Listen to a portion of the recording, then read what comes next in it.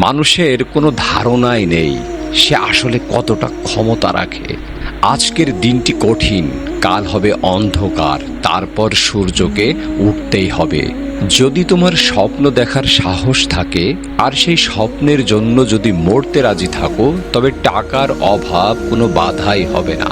যদি চেষ্টাই না করো, তবে কিভাবে বুঝবে যে তুমি পারতে কি পারতে না? যদি তুমি ৩৫ বছর বয়সেও গরিব থাকো, তবে তা শুধু তোমার দোষ।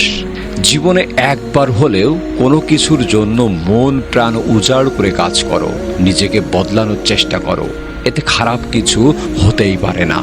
৩০ বছর বয়সের আগে একটি ছোট কোম্পানিতে কাজ করুন, সেখানে আপনি ধৈর্য ধরা এবং স্বপ্ন দেখা শিখতে পারবেন।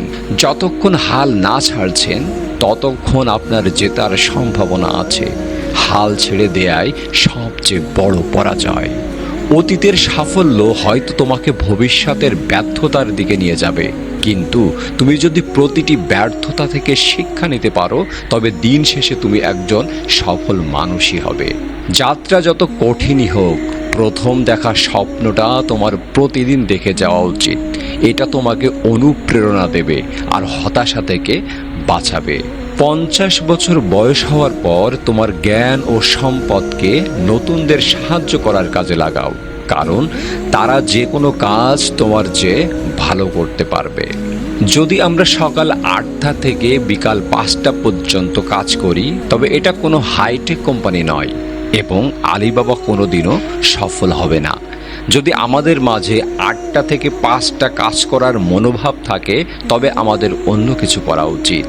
জ্যাক মা আলিবাবার ফাউন্ডার, পৃথিবীর সেরা উদ্যোক্তাদের একজন।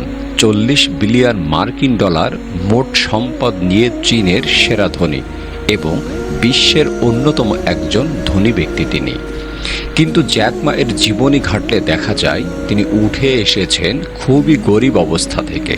শুধুমাত্র নিজের চেষ্টা, আত্মবিশ্বাস, মেধা আর শ্রম দিয়ে তিনি আজ এই পর্যায়ে।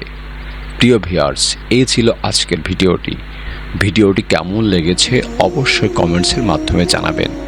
আর আপনি যদি আমার ইউটিউব চ্যানেলে নতুন হয়ে থাকেন, তাহলে রিকোয়েস্ট করব অবশ্যই চ্যানেলটিকে সাবস্ক্রাইব করবেন, এবং ইতিমধ্যে যদি আপনি সাবস্ক্রাইব করে থাকেন, তাহলে আপনাকে প্রাণ ঢালা অভিনন্দন।